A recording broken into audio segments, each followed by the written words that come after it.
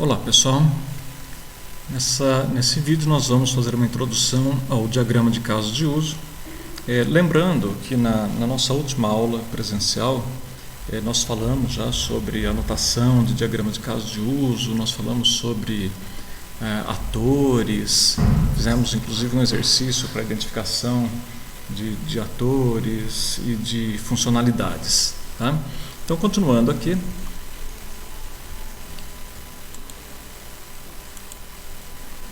Muito bem. Então, o que são diagramas de caso de uso? São a forma visual de apresentar o conjunto de atores e as funcionalidades e as relações entre eles. São representações simplificadas e menos complexas do que a descrição dos requisitos. Então, quais são as aplicações para os diagramas de caso de uso? Nós podemos utilizar os diagramas de caso de uso para estimar o tamanho do projeto, para construir estratégias quanto aos particionamentos do sistema, visualizar a complexidade do sistema, melhorar a estratégia e dependência das entregas particionadas, aumento na comunicação entre os envolvidos, diminuição de riscos, aumento no comprometimento do cliente e da equipe com o projeto a ser desenvolvido e facilidade de visualização de mapeamento dos requisitos de mudança, e suas possíveis alterações de escopo solicitadas pelo cliente. A gente já havia comentado sobre isso na nossa última aula. O modelo de caso de uso tornou-se primordial também para as fases de análise e projeto, para propiciar uma melhor negociação quando forem identificadas mudanças de escopo, também para facilidade na gestão de projetos, também para aumentar a facilidade do entendimento com os envolvidos no projeto. Eu acredito que vocês se lembrem na nossa última aula, quando eu citei aqui os stakeholders, que são os envolvidos do projeto, mapeamento das funcionalidades necessárias ao cliente e um melhor aproveitamento das técnicas aplicadas com o objetivo de entender os requisitos do negócio proposto, fechando-se assim o escopo do projeto. As interações envolvendo os casos de uso e atores, elas mostram as mensagens que envolvem os casos de uso e atores, indicando como um utiliza o outro em vista do cenário a ser apresentado. Então, as possíveis interações são atores com caso de uso com caso de uso ou ator com atores.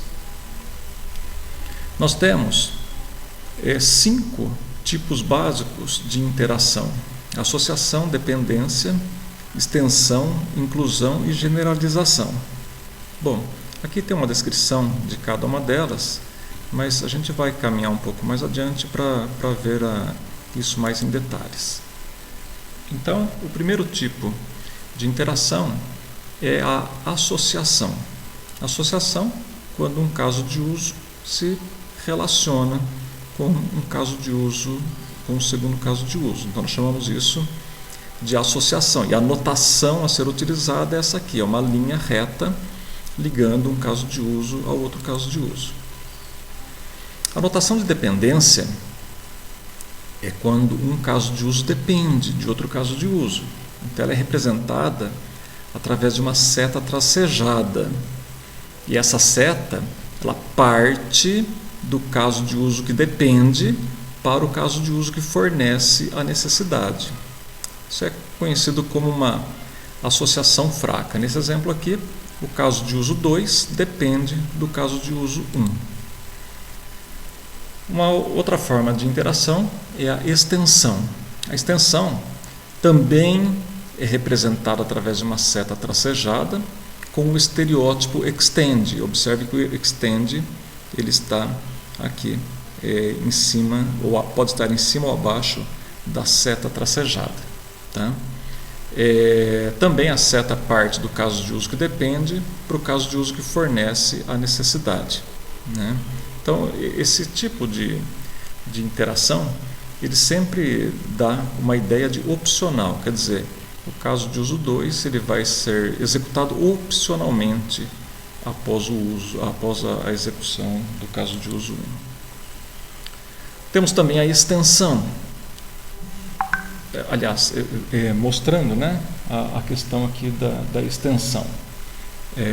Então, por exemplo, na tela de alterar os dados do cliente, existe um botão de consultar cliente. Então, o usuário pode acionar ou não esse botão, quer dizer, é uma questão opcional. Uma outra interação é a inclusão, que ela é representada através de uma seta tracejada com o estereótipo include. Então, nós temos aqui os casos de uso, a seta tracejada e o estereótipo include. Por exemplo, o administrador mantém cliente e opcionalmente ele pode incluir e ou alterar dados de cliente. Ou o gerente pode fazer as mesmas coisas que o administrador, porém apenas o gerente pode apagar o cliente. Então nós temos aqui, olha, o administrador ele pode manter cliente e opcionalmente ele vai incluir ou alterar cliente. Porém, após incluir cliente, ele pode calcular o crédito de cliente, né? E da mesma forma, após alterar cliente, ele poderá calcular o crédito de cliente. Porém, o gerente, vejam, o gerente que é um outro ator, ele também pode fazer as mesmas coisas em relação a manter cliente. Porém, somente o gerente consegue apagar cliente. A próxima anotação é a anotação de generalização, que é a herança, que é representada através de uma seta com ponta vazia e linha cheia, sem a identificação aparente. A seta parte do elemento que depende para o elemento que fornece a necessidade. Então, por exemplo, nós podemos ter lá o cliente, ele pode efetuar pagamento, tá? E esse pagamento pode ser feito através de cheque, dinheiro ou cartão. Então, essas três modalidades de pagamento, elas herdam as características principais aqui de efetuar pagamento. E em termos de atores, o cliente é um tipo de ator e podemos ter também uma herança, né, do próprio ator, que pode ser um cliente VIP, que ele vem com as características de cliente e adiciona-se as características do cliente VIP, ou pode ser um cliente normal, que vem com as características básicas de cliente, mais as características de um cliente normal. Aqui um outro exemplo de herança. Temos um usuário, três tipos diferentes de usuário, funcionário, gerente, administrador. Os três herdam as características de usuário e cada um deles possui características específicas. Bem, como construímos um diagrama de caso de uso? Então, existem 4 elementos básicos para a construção de um diagrama de caso de uso, que são os atores, os casos de uso em si, as interações e os cenários. Existem algumas maneiras de aplicação para a construção do diagrama de casos de uso. Por exemplo, nós podemos mostrar todos os casos de uso de um determinado ator, ou nós podemos mostrar todos os casos de uso a serem implementados num determinado cenário, ou podemos mostrar um caso de uso e todas as suas relações. O passo a passo. Bom, primeiro precisamos identificar os casos de uso e os atores. Então, se vocês voltarem no material que está disponível no Moodle, lá nos slides 14 a 16, a gente já fez esse exercício em classe na aula anterior. Tá? Então, tem como identificar tanto os atores quanto os casos de uso. Você também precisa identificar as interações entre os casos de uso e os atores e escolher, dentre as maneiras de aplicação para a construção do diagrama de casos de uso, qual deverá ilustrar melhor o requisito a ser modelado. Por exemplo, então aqui nós temos já a construção de um diagrama de casos de uso, tá? Daquele exemplo que a gente viu em classe na aula anterior. Então, nós temos aqui um ator administrador, um outro ator cliente, com suas generalidades aqui, e um outro ator externo aqui, que é o banco. Tá? O administrador, ele pode consultar o voo, cancelar a reserva de voo, Após cancelar a reserva de voo, ele poderá solicitar a devolução do pagamento. Ou ele pode efetuar a reserva de um voo e, após essa efetuação de reserva de voo, opcionalmente, que é um extend aqui, né, ele pode gerar um comprovante, né? Mas após realizar a reserva de voo, ele efetua o pagamento. E o pagamento pode ser numa dessas 3 modalidades aqui, que herdam essas características aqui de efetuar pagamento. E a efetuação de pagamento é um contato direto aqui com o banco, porque se for através de cartão de crédito, por exemplo, né, então é um contato direto aqui com o banco, né?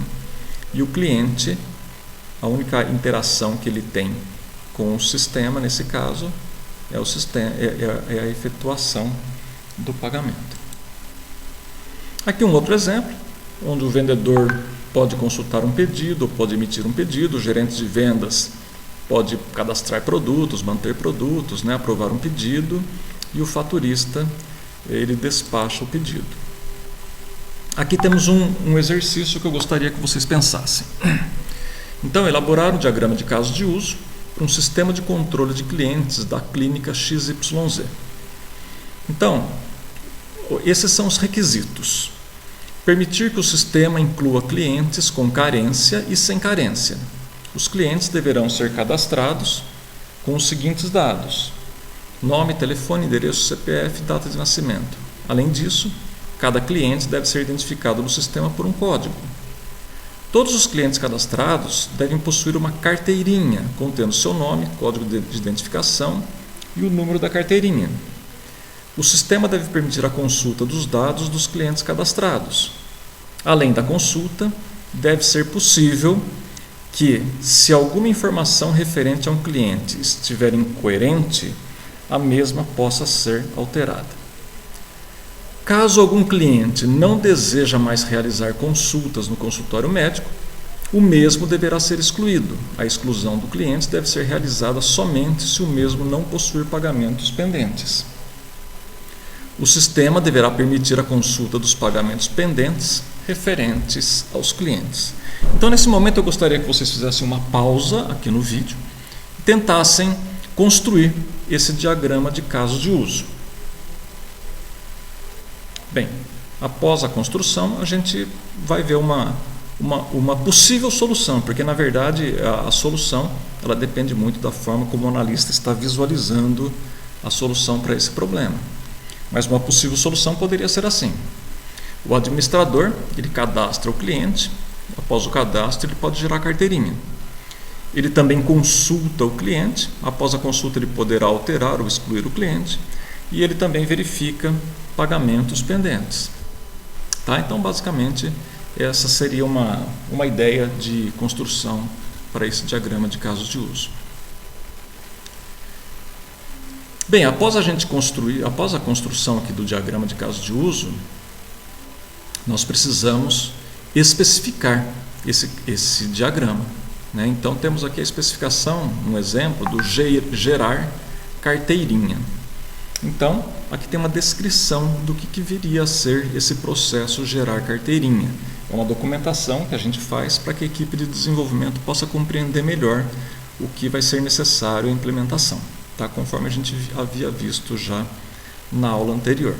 Tá? Então, aqui temos finalidade, atores, pré-condição, o evento inicial, o fluxo principal do que seria esse processo de gerar a carteirinha.